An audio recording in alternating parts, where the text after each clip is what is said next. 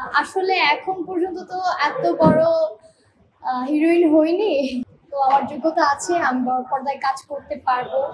আমি নাচতে জানি, অভিনয় জানি। আমার কাছে মনে হয় নিজে যদি ঠিক থাকি তো অবশ্যই সিকিউর। নিজের সিকিউরিটি নিজের কাছে। এছাড়াও এই ইন্ডাস্ট্রিতে অনেকেই কাজকর্ম করেন, নিজের যে অর্থের জোগান বা ঢাকা শহরে চলাচলের জন্য যে অর্থ প্রয়োজন সেটা অনেকে ব্যয় করতে পারে না। এটা কি মনে হয় যে আপনার নিজস্ব এই প্রসেসে আপনি ব্যয় করতে পারছেন? হ্যাঁ, পারছি। মানে মডেলিং তো হয়েছে। জি জি জি। আপনি যে পোশাকটা পরেছেন আমি যদি ভুল না করি এটা কিন্তু বেশ একটা এক্সপেন্সিভ ড্রেস। হ্যাঁ হ্যাঁ। এগুলো কিভাবে কি সব আপনার আইডিয়া দিয়ে করা? জি, এগুলো আমার আইডিয়া দিয়ে করা। এত টাকা আসলে ইনকাম হয় মডেল?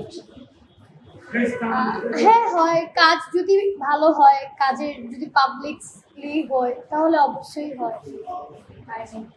নিজেকে চূড়ান্ত পর্যায়ে কোথায় দেখতে চান?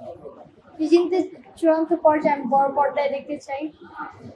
কেন আপনাকে নিয়ে বড় পর্দায় কাজ করতে, কেন ইনভেস্ট করতে? কারণ আমার যোগ্যতা আছে, আমি মনে করি তাই করবে। কি যোগ্যতা আছে?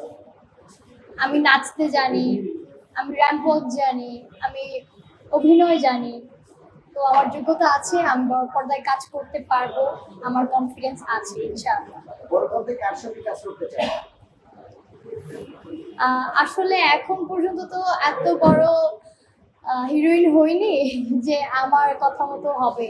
সো ইচ্ছে তো থাকে। হ্যাঁ, ইচ্ছে তো আছে আমার। সাকিব খান, আফরান নিশো অ্যান্ড সিয়াম আহমেদের সাথে কাজ করার ইচ্ছে আছে।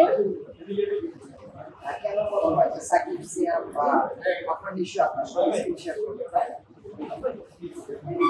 আমি যদি ভালো কাজ করতে পারি, আমার যদি যোগ্যতা থাকে তাহলে তারা অবশ্যই আমাকে অ্যাকসেপ্ট করবে।